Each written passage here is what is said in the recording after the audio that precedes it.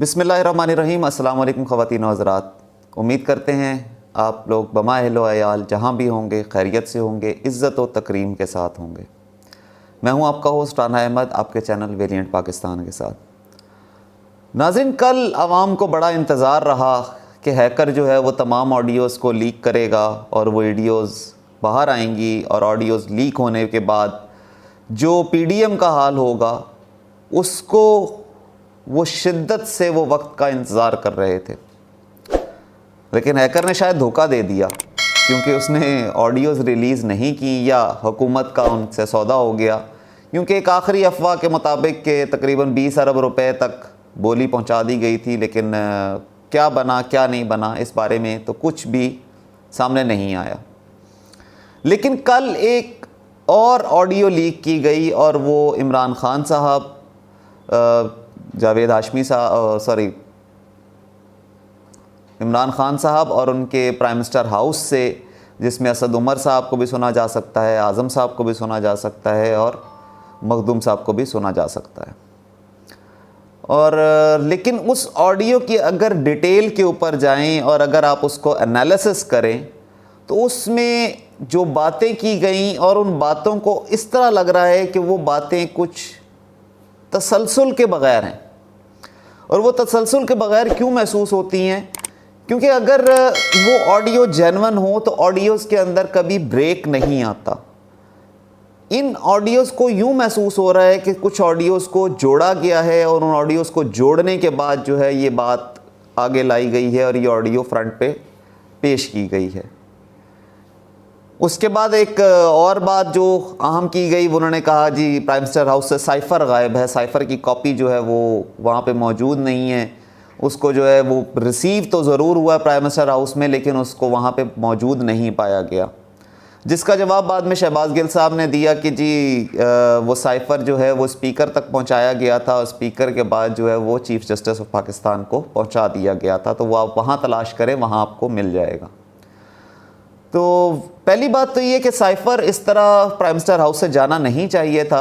उसकी कॉपी बेशक आगे फॉरवर्ड होती, ओरिजिनल या वहाँ पे कॉपी मौजूद होनी चाहिए थी। इस बारे में तो थोड़ी सी मिस्टेक ज़रूर है।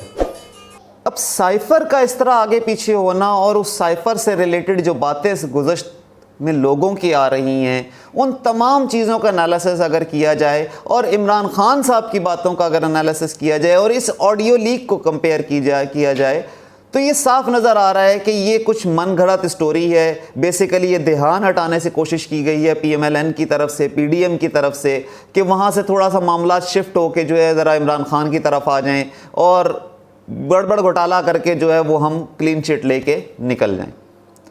इसी दौरान इन्होंने जो एक और कारनामा सरअंजाम दिया, पेट्रोल के रेट कम करके बज़ाहिर तो इन्होंने आवाम को रिलीफ दिया है, लेकिन एक्चुअल रिलीफ इन्होंने अभी भी नहीं दिया। अब एक्चुअल रिलीफ क्यों नहीं दिया? अगर आप मुवाजना करें इमरान खान साहब के दौरे हुकूमत का, जिस वक्त इमरान खान साहब की हुकूमत को रजीम चेंज ऑपरेशन के ज़रिए हटाया गया, उस वक्त क्रूड ऑयल के एक बैरल की कीमत $123 थी, यानी $123 पर बैरल था, और खान साहब पेट्रोल दे रहे थे आवाम को 149 पॉइंट समथिंग का, यानी $150 का। और आज क्रूड ऑयल के बैरल की एक कीमत गिरते गिरते वो $86 पर बैरल पे आ गई है। और हमारी हुकूमत ने $12 का रिलीफ देके एक बहुत बड़ा एहसान कर दिया है इस आवाम के ऊपर। हकीकत तौर पे तो ये पेट्रोल की कीमत अगर उस वक्त के हिसाब से मवाजना किया जाए तो ये तकरीबन $100 के करीब पेट्रोल की कीमत होनी चाहिए थी इस वक्त। लेकिन इन्होंने इसके ऊपर क्योंकि लेवीज़ बढ़ाई हुई हैं, गवर्नमेंट ने अपने टैक्सेस इम्पोज किए हुए हैं और अपनी जेबों में गनी सरकार अपने जेबों में पैसे डाल रही है, तो इस लिहाज से अगर देखा जाए तो ये कौम के साथ एक नाइंसाफ़ी है।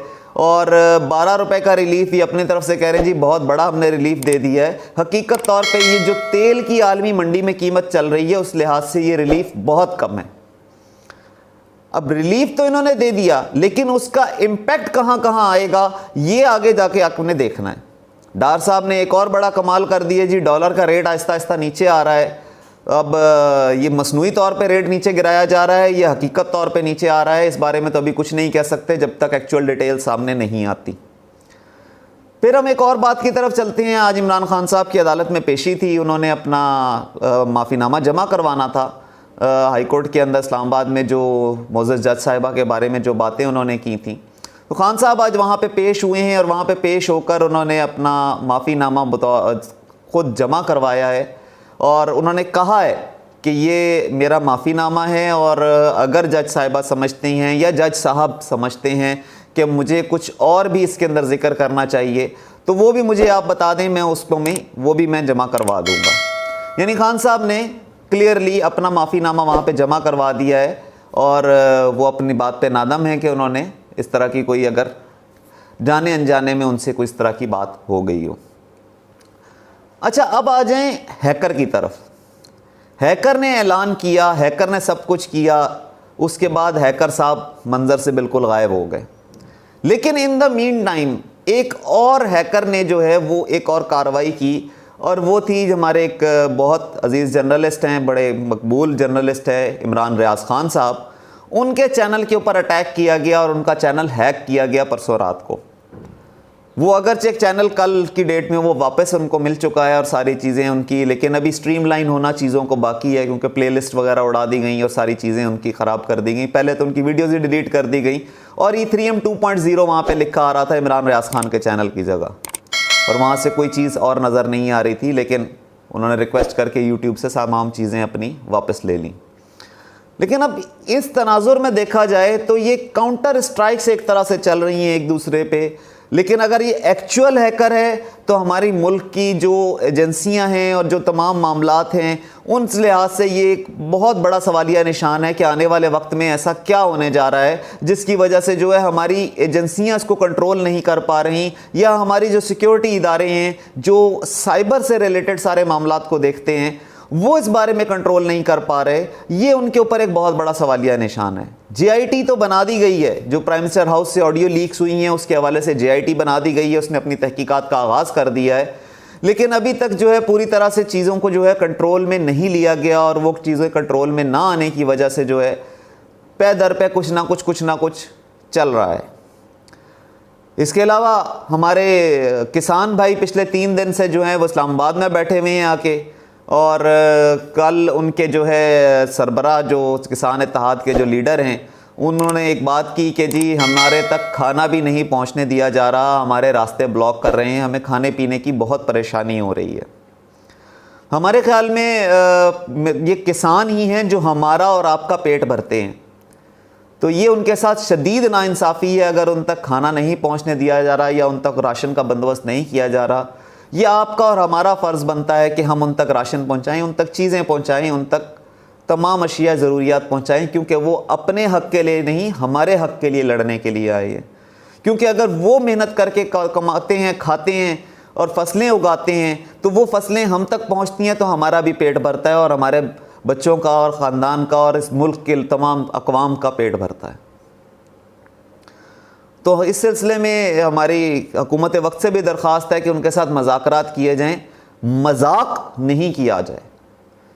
क्योंकि अभी एक और बात उनके लीडर ने ये बात भी कही कि जी शहबाज शरीफ साहब से हमें मिलने नहीं दिया जा रहा, कि हम इतने गए गुजरे हैं कि हमसे प्राइम मिनिस्टर हाउस में भी मुलाकात नहीं हो सकती, वो किसी जगह को इफ्तिताह करने जा रहे हैं तो वहाँ पे उन्होंने कहा जी कि वहाँ आ जाएं, वहाँ खड़े खड़े हम आपसे मुलाकात कर लेंगे। ये मजाक नहीं तो और क्या है। आप किसानों को इतनी अहमियत नहीं दे रहे, जो आपका मुल्क बेसिकली चलता ही, आपकी मईशत चलती ही आपकी जो है इन किसानों की वजह से है, इन काश्तकारों की वजह से आपकी सारी मईशत चलती है। तो उनको ऐसा मौका ना दिया जाए, ऐसा रास्ता ना दिया जाए कि आपके और हमारे लिए ये परेशानियों का बाइस बने। प्राइम मिनिस्टर साहब को चाहिए कि वो उनसे मुलाकात करें प्राइम मिनिस्टर हाउस के अंदर, और ये उनके किसान इत्तेहाद के लीडर का कहना भी है कि जी हमें मुलाकात बाकायदा प्राइम मिनिस्टर हाउस में वक्त दिया जाए और हम वहाँ पे बैठ के उनसे मुज़ाकरात करेंगे। उम्मीद करते हैं कि तमाम मामला पाकिस्तान के अपने सही रास्तों पर चलेंगे, और हमारी दुआ है उस रब्बे करीम से कि अल्लाह ताला हमारे हाल पर रहम फरमाए। चैनल को सब्सक्राइब ज़रूर कीजिएगा, वीडियो पसंद आए तो लाइक और शेयर कीजिएगा। पाकिस्तान जिंदाबाद। अस्सलामु अलैकुम।